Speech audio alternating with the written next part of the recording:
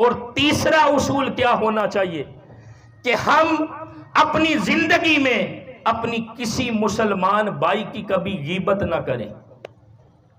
یہ ہماری زندگی میں ہمارا سنہری اصول ہونا چاہیے کہ ہم کسی اپنے مسلمان بھائی کی غیبت نہ کریں، اپنے کسی مسلمان بھائی کی پیٹھ پیچھے برائی نہ کریں.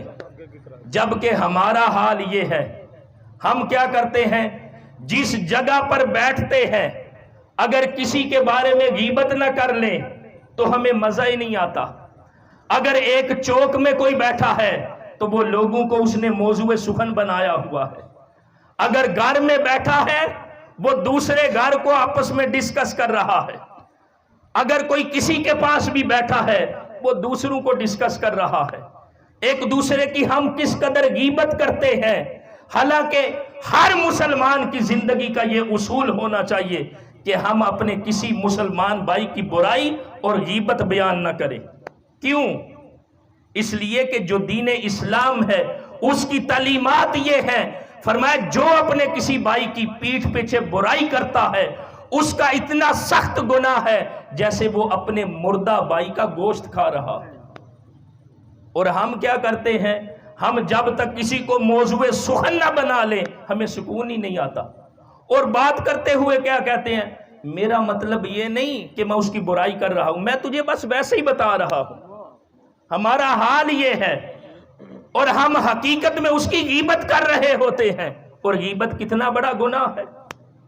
اور پھر جس دین اسلام کی ہم بات کرتے ہیں اس دین کی تعلیم تو یہ ہے کہ اگر کسی بندے کے اندر 99 خامیاں ہوں، 99 خامیاں ہوں، نقص ہوں، برائیاں ہوں، اسلام یہ کہتا ہے اس میں 99 خامیاں ہیں اور اس میں ایک خوبی ہے.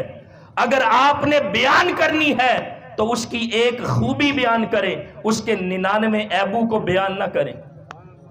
یہ اسلام کہتا ہے. اور دوسری طرف جو ہم اسلام کے ماننے والے ہیں ہمارا حال کیا ہے، اگر کسی بندے میں 99 خوبیاں ہوں، 99 خوبیاں ہوں اور ایک خامی ہو، ہماری نظر ان ساری خوبیوں کو چھوڑ کر اس کی خوبیوں کو نظر انداز کرتے ہوئے ہماری نظر صرف اس کی ایک خامی پہ پڑتی ہے اور اسی کا ڈنڈورا پیٹتے رہتے ہیں، اس میں یہ خامی ہے، اس میں یہ عیب ہے. اور وہ جو 99 اس میں خوبیاں اور کمالات ہیں اس کو ہم یکسر نظر انداز کر دیتے. تو دوستان محترم، جو مسلمان ہے اس کی زندگی کا یہ اصول ہونا چاہیے کہ میں اپنے کسی مسلمان بھائی کی غیبت اور برائی نہیں کروں گا.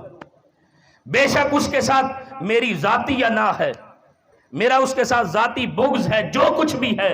پہلی تو بات یہ اسلام یہ کہتا ہے اپنے دل سے عداوت، دشمنی، نفرت، بغض، کینہ، حسد، یہ سارے جو جذبات ہیں ان کو مسلمان اپنے دل سے نکال دیتا ہے.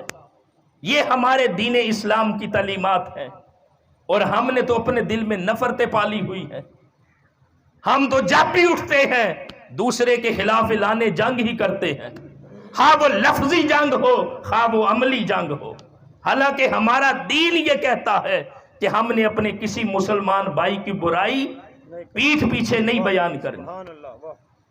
یہ تیسرا اصول ہے.